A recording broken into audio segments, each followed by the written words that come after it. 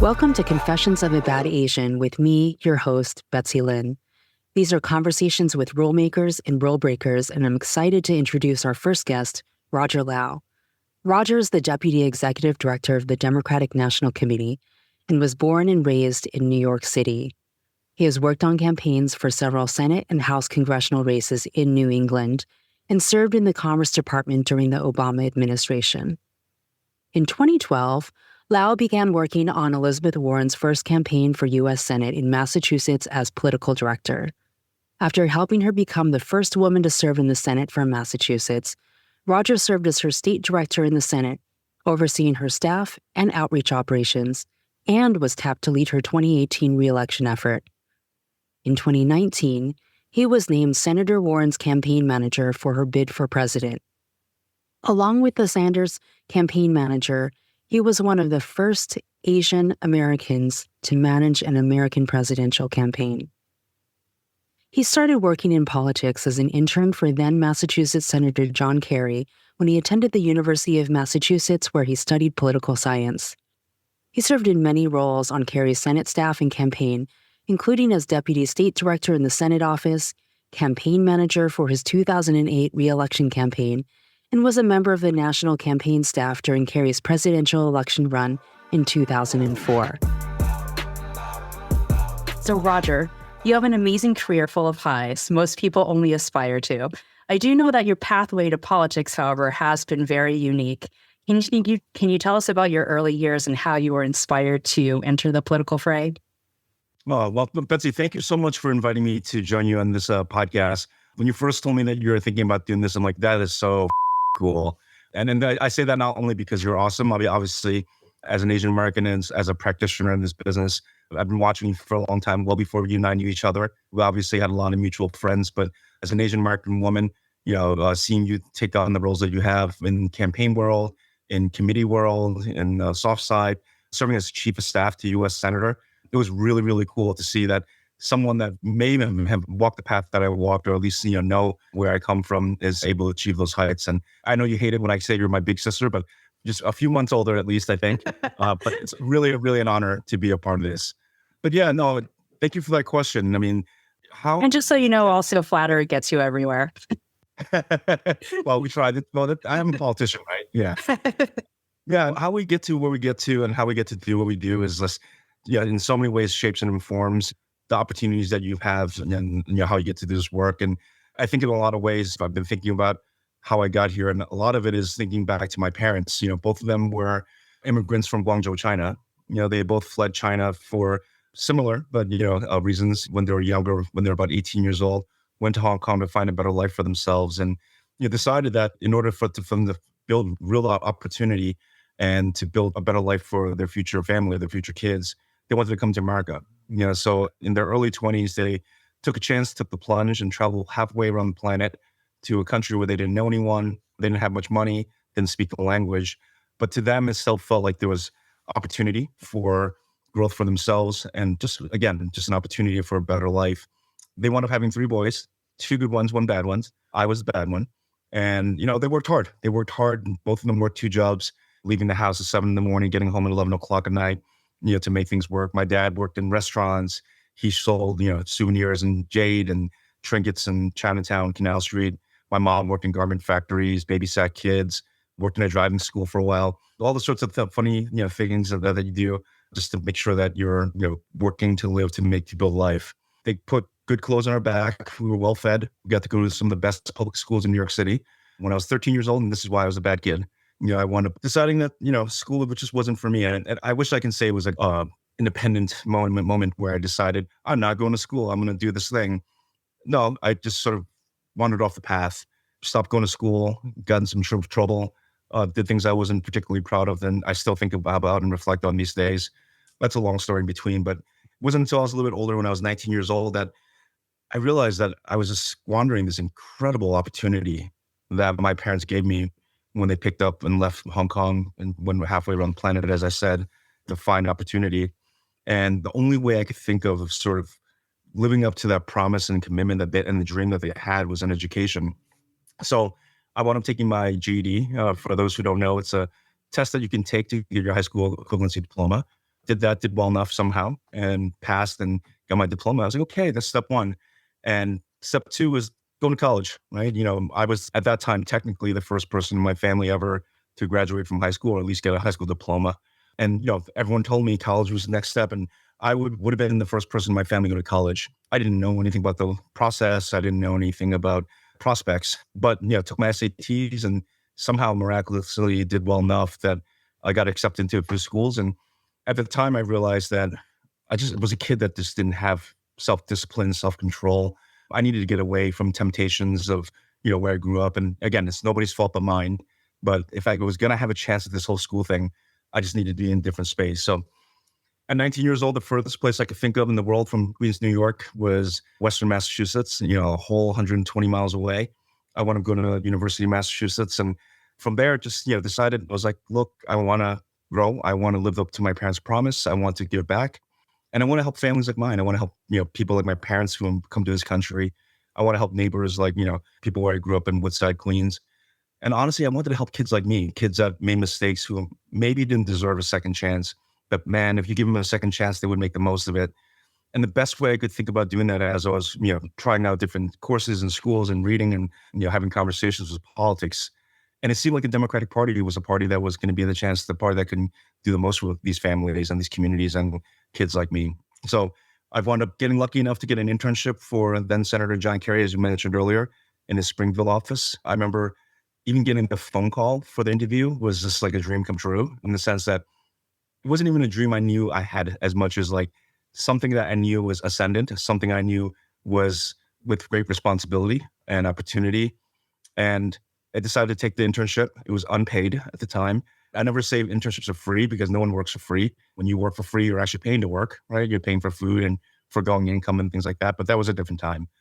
But the way I made it work was I took out student loans, to make up the difference between, the other jobs I had to pay for tuition and other things, because I felt like it was a good investment. And man, it turned out to be such a cool opportunity to be a kid with a background like mine, who was in a position where I was answering phones and talking to constituents who, from people who were looking to talk to a U.S. senator and looking for federal services and aid, from working for a senator, Hirono, when you were the chief of staff, writing letters on his behalf, being able to connect them with federal services.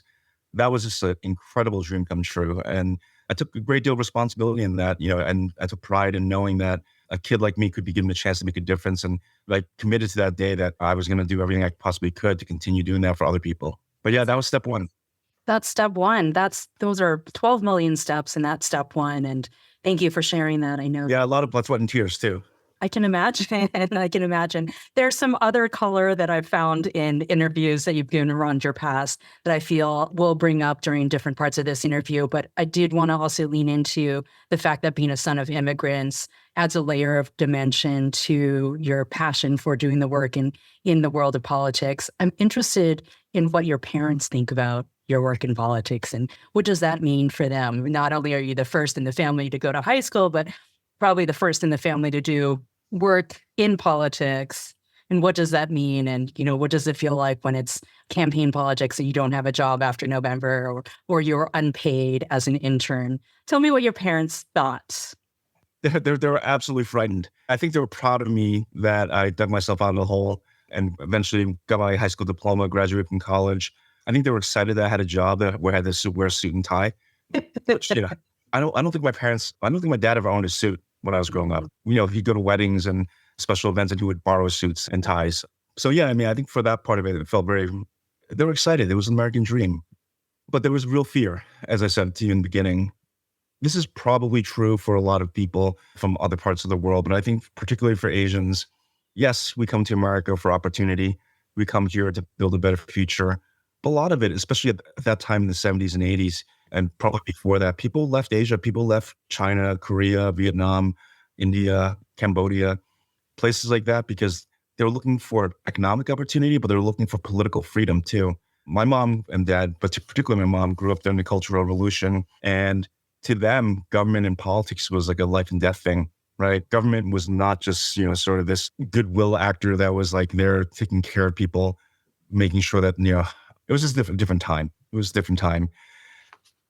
If they wanted freedom, and to them, America represented that, but still the fragility of government, the power of government, the power of parties, especially the Communist Party from where at that time when she came up was scary. And she said, "That's what you're going to do? That's what you're going to do for work?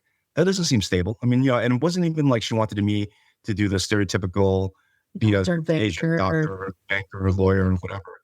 It was just, she wanted like stability. And you alluded to this earlier, but the unpaid portion of it, was something that was tough to swallow. So it's like, so let me get this straight. You're going to be the first person in your family to graduate from high school and college, and you're working for free. And, when I eventually got offered a job, I think my first job paid $18,500 a year. Yeah. Way, way, way, way less than what me and my parents were making doing real hard work. So yeah, I think it was an adjustment. And I think, for a very long time, they convinced themselves and try to convince me and would even tell others sometimes, "Oh, Roger's, doing this. He's going to go to law school at some point and be a lawyer." I'm like, yeah, sure. Yeah.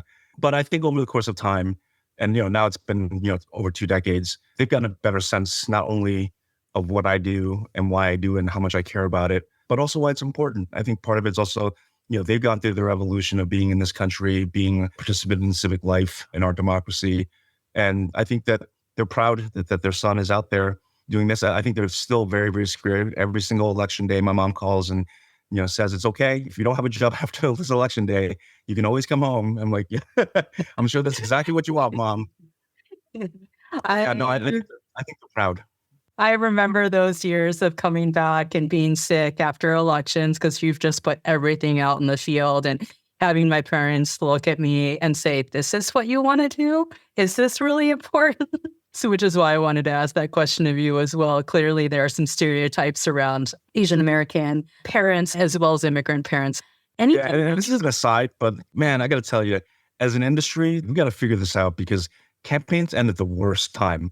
Win or lose, campaign ends, you're done. Your phone stops ringing. You're out of a job. You have to see your family. Hopefully, you're proud whether you won or lost, but you go home, you see your family, and you want to see your family, obviously.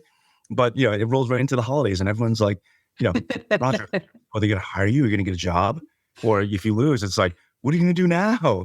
And as we know, that Thanksgiving, Christmas time in December, that's the most brutal time to find a job in politics. But so the relentless questions that come is, I definitely get some, like, side-eyed over the course of time from my family members, like, "You ain't going to make it." Yeah. My favorite post-election experience was my sister got married over GOTV weekend. And so I'm her maid of honor. And I flew from California to DC. So I saw all of the family while I was trying to run this campaign. And part of me will never forgive the fact that in all of her wedding photos, as part of the wedding party, I am in GOTV campaign mode of like stressed out, eating cold pizza for breakfast and permanently marked as like that person. Yeah, every time the phone buzzes, you twitch. Yeah. One of my big regrets in my career is, when you do this work, you throw yourself into it. It feels like the most important thing. You have tunnel vision. You're on this mission with your colleagues and coworkers and volunteers. And I've definitely missed my fair share of family, things like that. So good for you for having made it. Oh, well, I think I would have been disowned from the family if I didn't go to this particular one. I didn't make it to a family reunion, for instance, but I did make it to this one. Your parents and family, you're still clearly very close to. Are there lessons? And your parents are clearly an inspiration for the work that you do. Are there any lessons that you've learned growing up, that the son of your parents, that you bring into your campaign world and your political world now that you still use? There's a lot of things. I mean, so much of what we do is based on relationships. And I really feel like the basis of good working relationships is respect. And, obviously, this is true for every culture, but respect, loyalty, personal, family responsibility, those are important virtues for Chinese American families. I mean, the idea of the family unit and taking care of each other is something that I think, whether I think about it or not, is something I bring with me everywhere I go. And that's a big lesson. And I think it's something that, people seek when they, come into community work on campaigns. That's probably the first thing I think about. But yeah, I think the second thing is some of it is probably just a lesson from just watching how hard my parents worked. As I said, they had many jobs. They had odd jobs, anything ranging from, again, working in restaurants, working in garment factories, delivering, sort of import-export boxes of God knows what, to stores in Chinatown to market, working in the driving school. they just work really, really, really hard. And I think that that work ethic is something my brothers and I'm proud of my other two brothers. One's 3 years younger and he's a hardware engineer, and the other one's a really cool food photographer that you should check out sometime. He's 15 years younger. But all three of us are just have this understanding that I may not be the smartest person in the room. I may not be the funniest, most charismatic person, but man, you're not going to say I don't work hard. And that's something I got from my parents, like I said. And what I think about a lot is like my parents and most people on this planet, they work to live, right? They work to pay bills. They work to raise families. They work to build some measure of security, so that you can have a better future or maybe have some nice things, maybe go on vacation. What I do and maybe what you do, it's not that we don't work hard, but it's not the same as working to live. I live to work instead of working to live. I live to work because I have a sense of mission, purpose, commitment, inspiration, and I find joy in what I do. And I think it's a really important thing to understand. My parents didn't have it wasn't that they just didn't know or didn't care about politics or government. They didn't have the privilege or luxury of being able to do that because they're working to live. So I think when I think about how hard my parents work, and I think about, that difference between working to live and living to work, I really remind myself that yes, working hard is important, but because I've chosen the path I've chosen, I need to do the most good and find most fulfillment in what I do. And that's been sort of my guiding principle throughout my entire career. It's just, making sure that if I'm living to work, then let it be something that is meaningful to me. That's excellent. I actually learned that working in Hawaii, that phrase around working to live and living to work really felt like a very different change for me after coming off of the campaign trail and spending some time in DC before. Actually, I wasn't in DC then. Before going into DC, having that as perspective was very helpful. So that's the other thing, right? Like my parents didn't have a choice. Working to live is not a choice. That's right. I mean, obviously you can choose not to work and just, whatever. But when you have 3 bad kids, running around the house, you don't have a choice. Living to work is a choice, right? And you have to recognize it for what it is and recognize, why you're doing it. But also recognize that when it gets hard and if it's not the right fit for you and your family, you have to find some other way to do this because the work is not just life, right? There's more to it than that. And it sounds like over the course of your career, you've discovered that a little bit more. It's something I'm working on as well.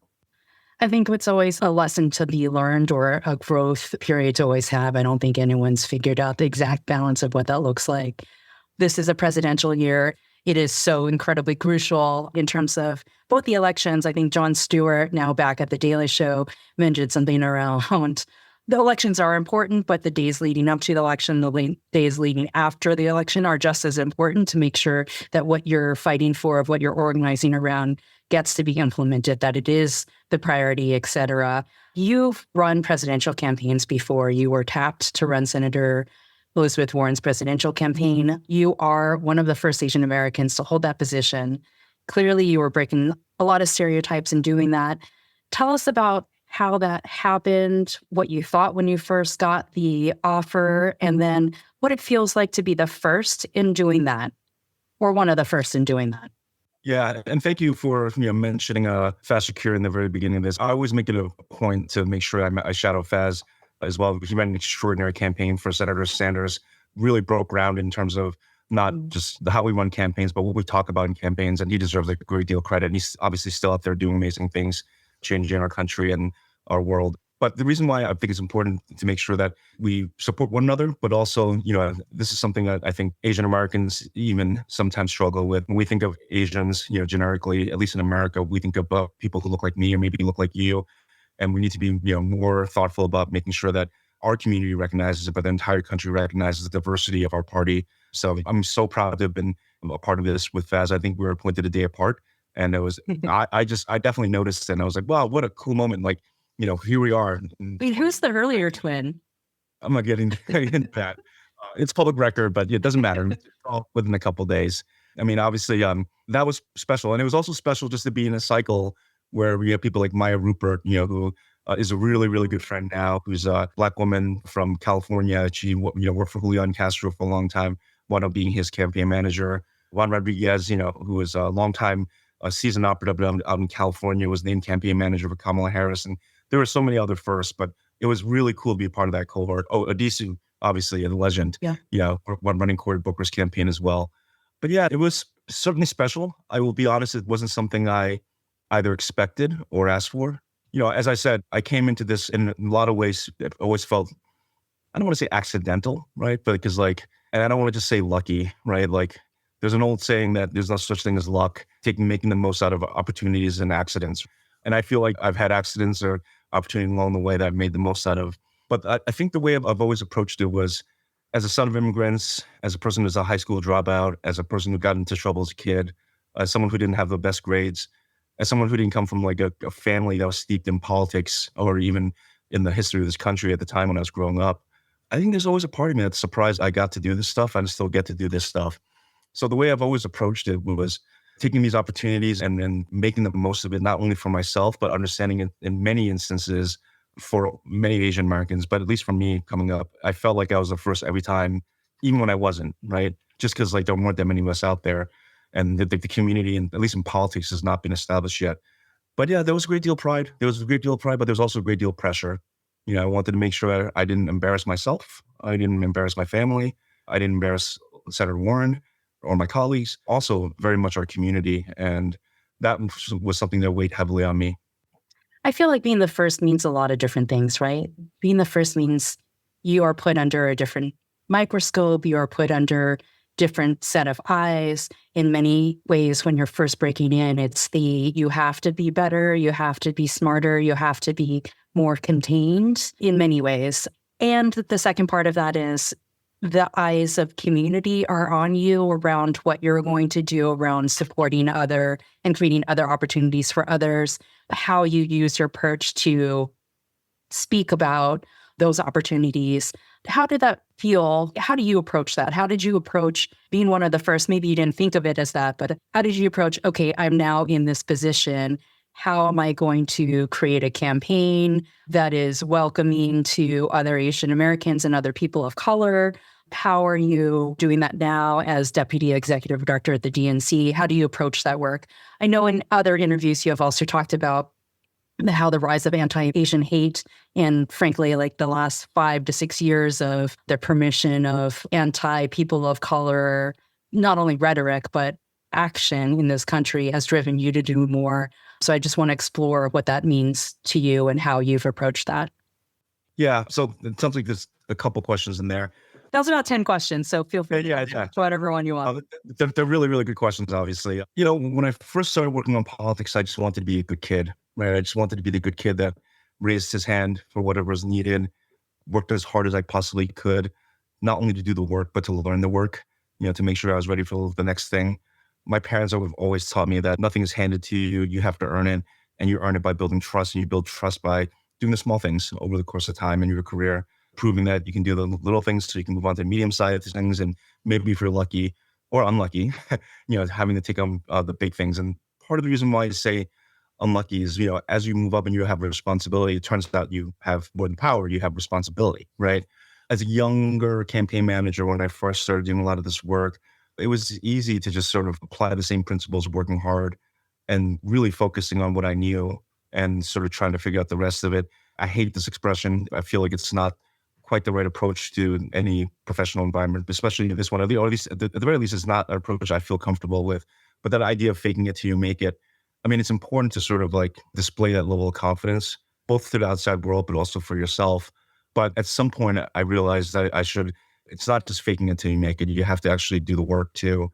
And that part of it and that process was humbling. I'll be honest with you, moving up the ladder into the campaign structure and different organizations over the course of my career has been inspiring, has been exciting, but it's also been really, really humbling.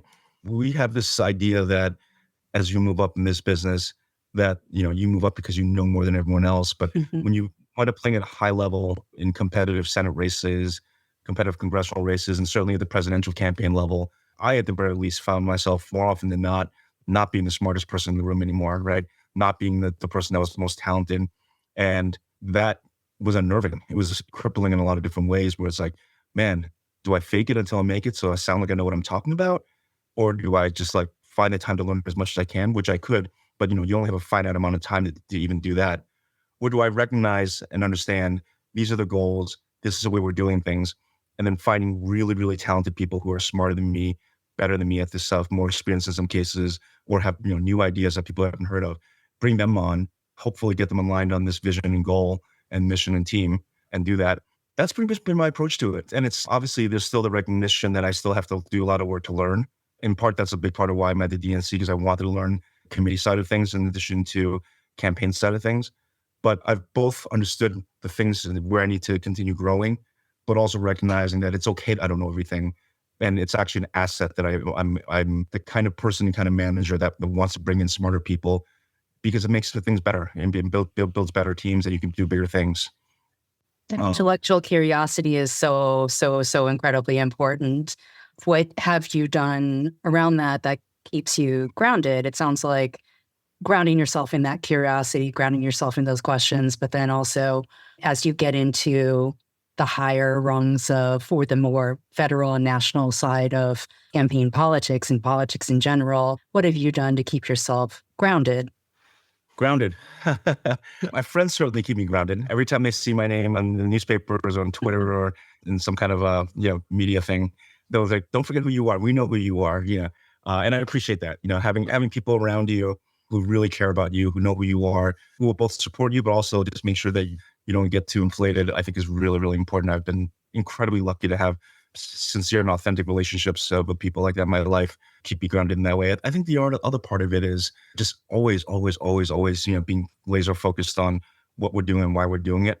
I've never, aside from maybe in the very early days, approached any of these campaigns as sort of a zero-sum game, a win or lose proposition where if I win, I'm a success. If I lose, I'm a failure. If I did, I wouldn't be where I am now because like a lot of campaign operatives, I've definitely lost way more than I've won. But I think part of it is, just understanding that democracy is not just an election day, right? It's not just one race. It's not just even one period of time. It's not just a place that you're trying to get to, that once you get to like a mountain that you climb, you get to the top and it's, oh, we're here at democracy. We made it, right? It's something that takes a lot more work. It takes a lot more time to build. It takes time to protect. It takes time to innovate. And you learn from those experiences and, both as a person, but I think also as a party. So I've had a sort of a commitment to that. So yes, I take these elections seriously. Yes, I take all the things that we do seriously, but it's a much, much longer arc. And I think from that perspective, it makes you feel both what I'm doing is really important, but I'm also not the only one that's important. And I'm a sort of a smaller piece in a much longer sort of plan that we have for our country. Going back to your Asian American, anti-Asian, one of the 12 questions that I asked. I think it's an important one. And a lot of it for me was going back to your point earlier about how, maybe my parents and a lot of Asian American parents, they have this idea of, what their kids should be. And sort of the Asian American dream of being a doctor, lawyer, accountant, engineer. As I mentioned, one of my brothers did do that. But I think it's important for us to redefine that, not only for ourselves, but also for this country. I think obviously there are these stereotypes of what the model Asian should be, what the model minority should be. Some of it is, obviously external to our community. And, obviously a lot of these are harmful stereotypes that we need to dispel. But I also think it's stereotypes that we hold internally too. And maybe it's with less stereotypes and more ideals of what is good, what is successful, and who is successful. And I think I always remind myself that the Asian American experience, and again, this is probably true for other groups as well, but I think it's particularly true for the Asian American experience is that your future in America, your destiny in America is like so tied to where you came from, when you came from, who you knew when you got here, and honestly, what visa you came from, what we came with, right? Were you a refugee? Did you come with an investment visa? Did you come with an education visa? Did you come on a work visa? And I think we have this idea that somehow Asian Americans genetically are all going to be doctors and lawyers and scientists. The reality is if you go to like parts of Western China or, parts of Malaysia, India, I mean, there are people that just want their kids to like be healthy, have jobs so they can take care of their families. And because of the American immigration system, because of the slice of Asians who have been able to come to America and build lives, we have this idealized idea of like who we are. And it's just not real. And the reality is, I'm not saying that we shouldn't all try to be as successful as possible, but we need to redefine what it means to be successful. And specifically for Asians, what does it mean to be a successful Asian American? And that to me, can mean and should mean more actors and musicians and basketball players and podcasters and people working in politics. It will not only help shape the next generation of young Asian Americans into knowing what's possible, it will not only just shape how the rest of America sees us and what's possible for Asian Americans, but I think for our entire community, it changes how we think about our place in this country. That's right. We worked on something when I was in the Senate called disaggregating the data for Yeah. super sexy term, disaggregating data, but Yeah. really trying to get into who's doing well within the AAPI NH, or I think it's ANHPI community now, Native Hawaiian Pacific Islander community, versus just looking at Asian American, Native Hawaiian, and Pacific Islanders as a monolithic block. Because I think we could very well argue the only thing that is a similarity is maybe a country that our parents or we or grandparents or great grandparents came from, versus in terms of the geographic area, and less about the experience of opportunities here in the United States. That to me goes into as we organize, as we think about what 2024 looks like, as we think about what building power looks like. Part of me always gets really mad around folks who say, how do you organize the AAPI NH community? And it's like, well, it's not monolithic. So how do you think, not the least of which is because there's not just one language, right? You can't just speak one language and everyone understands it. So there's a physical barrier to actually understanding some of the work. I think one of the proudest moments of my life has been when I was running a campaign in Orange County, and we had English speakers, and then we had two monolithic speakers in Vietnamese and in Spanish, and we had to stop every 3 sentences or so that during the canvas, the monolithic speakers could translate into instructions of what was happening. And to me, that's what democracy looks like. And to me, that's like the civic engagement of what that looks like, of what actual inclusion, opportunity to get engaged for folks who don't normally get engaged, because most of the time it's just English and maybe just a little bit of Spanish. Tell me what it looks like in your head around building power and opportunities. What does that mean around organizing? Is there anything that you would want to say to anyone who says, how do you organize in the Asian American, Native Hawaiian, Pacific Islander communities? Yeah, let me first start by saying, I mean, you said this as well. I'm going to just be a little repetitive here, but Asian Americans are not monolithic. We come from the largest continent in the world. And despite the fact that people think that we're in one sort of bucket, in one community, we don't speak the same languages, as you mentioned. We don't share a common religion. We all don't look the same. We come in different hues, shapes, heights, all sorts of things. I think just about the things that we have in common is that many of us eat rice, and I think almost all of us have dark hair, right? That's pretty broad, right? So there are definitely challenges for organizing Asian Americans in this country, NHPI, again, linguistic, cultural differences that we have to be thoughtful about. But part of it is having to understand these little differences and appreciating them for what they are. But, the way I always think of it is like, look, I think for the Democratic Party, America's changing. And I think for the Democratic Party, it's an advantage. It could be an advantage for us, and it should be an advantage for us. We, for a long time, as you know, you've worked on campaigns, we think about how we spend our money and our time and our resources based on who we think is going to vote. And who we think is going to vote typically, goes to who has voted in the past. We all need to be just more thoughtful and aspirational about that, and not basing turnout on who we have seen vote before, but who we want to be part of this process. So it starts with, you figuring out who we want to be part of it. And I think for Democrats, we need, Black voters, Latino voters, Asian API voters, Native American voters, young voters, women, all these people who are part of our beautiful coalition need to be part of this. And, that's the aspirational part. But once we've done that, then we actually need to just go out there and actually meet people where they are. It's really not that complicated, right? Like, we do turf organizing in regions and congressional districts, parts of large states, and we create a program where we reach out to them. Yes, it needs to be culturally and linguistically competent, and it's not that hard for us to figure out how to do that. It just needs to be a little more thoughtful and intentional by knowing who you're talking to. But it comes down to actually just building programs where we affirmatively, intentionally reach out to these voters the same way that we reach out to every other voter, right? It requires more thought. It requires buy-in and investment from just thinking about who we expect to vote. But it can't just be something we just talk about all the time. It needs to be out there. And I think that when you get more aspirational, you'll find that how we spend our time, money, resources will be different. And I think that campaigns, especially on the Democratic side, are realizing that now. And, frankly, understanding that it is a competitive advantage for Democrats. But the reality is Republicans are starting to realize that too. All they have to do is peel off a small percentage of any of these communities, and they want to breaking up our coalition and win these elections. That's why I'm glad, excited to see in the New York 3rd special election earlier this week, with Tom Suozzi, seeing that the coalition of voters in district, frankly, a district that right near where I grew up in Queens, where we had 18% of Asian American voters in the electorate really come out and swing an election that, was George Santos' seat. It was a Republican seat. So there's huge opportunity there. And I think from what I can tell, Tom Suozzi and the DCCC ran a really, really, really good campaign that, again, met people where they were.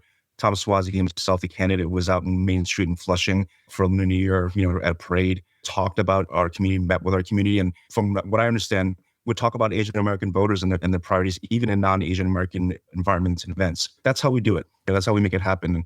And I think it's just, if we don't do it, if we don't do that work, if we're not getting out there in these communities and meeting people where they are, it's going to be a big mistake for us. That's right. Well, I know that we are coming up on time. I want to thank you, first of all, for sharing your story, sharing your perspective, taking time out of your actually super busy schedule.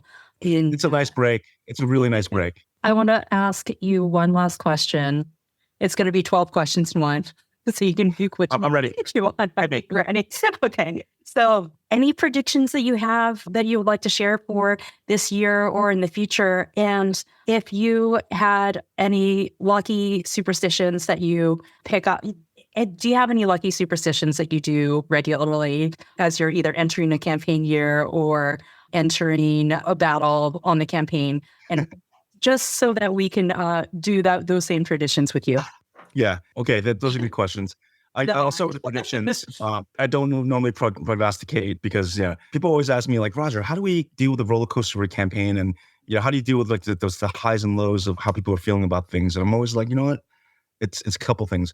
One is I try really, really not hard not to think about whether we're going to win or lose. And that sounds crazy, especially as someone who's responsible for these campaigns. It's not that I'm not, laser focused on making sure we win, but part of it is like, no matter where the polls are, no matter whether we're up or down, we have a good day or a bad day, there's still just basic fundamental building blocks that have to be put in place for a campaign. And as you know better than most, from the organizing piece to the fundraising piece to the coalition and organizing piece, it takes a lot of work. And I can't put myself in a position where I'm feeling bad and feeling sad and feeling like there's no point in doing this. And likewise, I also can't be feeling overly confident and saying, yeah, we're all set. We got this. I don't need to do the work. I try to stay focused on making sure that good, bad, we got to stay steady. We got to make sure we can do all the work that we do because it does take time and it's hard. So that is the first piece of it. The second piece of it is, people always ask the question, how do we convince voters that we can win? And it's an interesting question. It's an important question to be able to convince the electorate and the media and other people that we can win these elections. I kind of don't care whether or not we can convince people whether or not they can win. What I think winning campaigns do is they convince people that the issues that we're fighting for, that the election's about, is worth fighting for. Whether it's about abortion rights, whether it's about access to healthcare, whether it's about protecting our planet, whether it's gun safety, all these things. I mean, all these things are things that people feel really, really strong about. And you know what? You don't get what you don't fight for, right? But if we're able to convince people that it's worth fighting for, that's how we win this thing. But just by verbalizing it, by coming up with some framing in case, as to how we can win. Yeah, obviously, you have to do that. But that's not what inspires people, right? You inspire people by getting them to believe that the things that they care about are the things that you care about, and then we're all fighting for it together. So that said, I will make a prediction because you've asked me to. I don't want to dodge a question. I think that Democrats have had a good several years, starting with President Biden getting elected. We elected a couple of incredible senators, and Senator Warnock and Ossoff in Georgia in that same year. And then we rolled right into it. We had a historically successful midterm election in 2022, the most successful one since JFK, sitting Democratic president. We had incredible elections in 2023 in like red places like Kentucky, where Governor Beshear, a Democrat, who basically was running on the Biden agenda, talking about access to abortion, getting reelected overwhelmingly in a state that Donald Trump won overwhelmingly in 2020. We enshrined the right to have abortions in Ohio. Huge deal. Obviously sets the tone in a totally different way. And, we had big successes in Virginia too, which is a strong bellwether. And, as I mentioned earlier, the New York third race, that was a Republican seat held by George Santos. I'm ashamed that he's also from Queens, but yeah, we got someone good in that seat that's going to obviously, fight for a lot of our values. So the trend is going that way. I mean, it's a good indication going back to polls that polls don't vote, people do. And as we're going through the election cycles in the last several years and leading up to November of this year, I think that we're going to continue seeing that trend. So that part is one prediction. The second prediction I'll make, and I should have started this by saying Happy Lunar New Year. This is the year of the dragon. Very exciting and very important for our community. All the years are important, but obviously the dragon is especially important, a horoscope for our community, but for a number of reasons: success, prosperity, longevity. But I think this is going to be the year of the dragon for the Democratic Party. I think Asian Americans are going to come out and vote. They're going to make sure that, their voices are heard because they want to be parts of these communities. And a lot of it is not just because they care about Democrats and these politicians, but because we're fighting for the issues they care about and we're fighting for their kids. So my prediction is going to be that 2024 is going to be the year of the dragon. Thank you so much. And then your question about superstitions, I've got so many of them, probably because I'm Chinese American, but I think some of them are just me. So are you wearing red all year? Is that what you're saying? I don't know if this is safe for work. So red is a very, very lucky color for Chinese people, obviously. We wear it during Chinese New Year. We wear it for happy occasions. So when I first started... Political implications are, though. Yeah. Well, that also, it's kind of hard to match red if you wear a red tie, but I'm not going to wear a red tie every single day. Red jacket would be probably appropriate for Chinese New Year, maybe Valentine's Day, but not every single day. So I do wear an article of red clothing for every single important day in my life, which at some point during campaigns winds up being every single day. I will say it's not an article of clothing that you can see, but don't worry, I have many of them. It's not just one. So I get a new one every single day and I wear that. Sometimes it's socks, is what I'll say. And then the second thing is, as I mentioned, when I eventually wound up taking my GED, when I finally had to tell my parents that I wasn't finishing high school in the traditional way, I completely broke my mom's heart. She was absolutely devastated. I remember, I was too young to go take the test on my own. I'd have a parent come with me, a guardian come with me to sign the papers, let me do it. So that's how my mom found out. Said, hey, so I hadn't been going to school. I'm not going to finish school, but I'm going to do my best. I'm going to take this exam. I'm going to try to do better. But in order for me to take this test, I need you to take me and I need you to sign this, waiver, this consent form. I don't think I've ever hurt anybody as badly as I did my mom in that moment. And we were at the building where we were supposed to take the test, and she sat in the car, and I was next to her, and her face just like, I'd never seen her so sad. I've never seen her just physically just give up so much as she did. And she said, okay. And she was crying. And she said, okay, we'll do this. We'll figure this out. And she's like, I'm sitting in the driver's seat. She's sitting in this driver's seat. I'm sitting in the passenger seat. And she said, open the glove compartment. And I said, okay. And I was thinking that she needed something like tissue or something because she was crying. And it's like, I see this box and I pull out this box. And I was like, oh, what is this? A kind of a fancy box. And she says, open the box. I opened the box and it was a watch.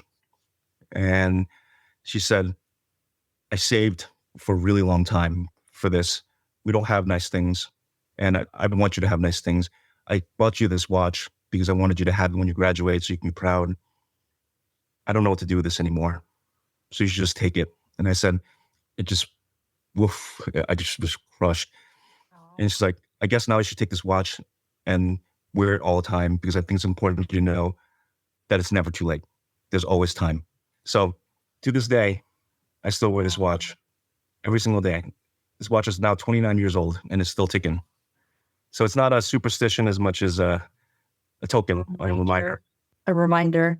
Well, thank you to your parents for always giving opportunities and giving hope around futures and second chances as well. Yeah, thank you for giving me a chance to share that.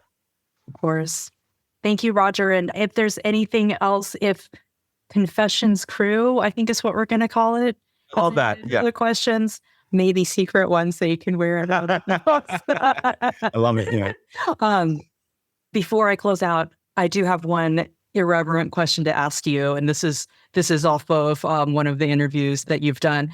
Would you ever consider wearing a clown T-shirt to an interview? Do you want me to tell the story, or do you want me to? Nah, you ask me the question now. Yeah, yes. We'll save that for another time. Yeah. The answer is probably yes. Yeah.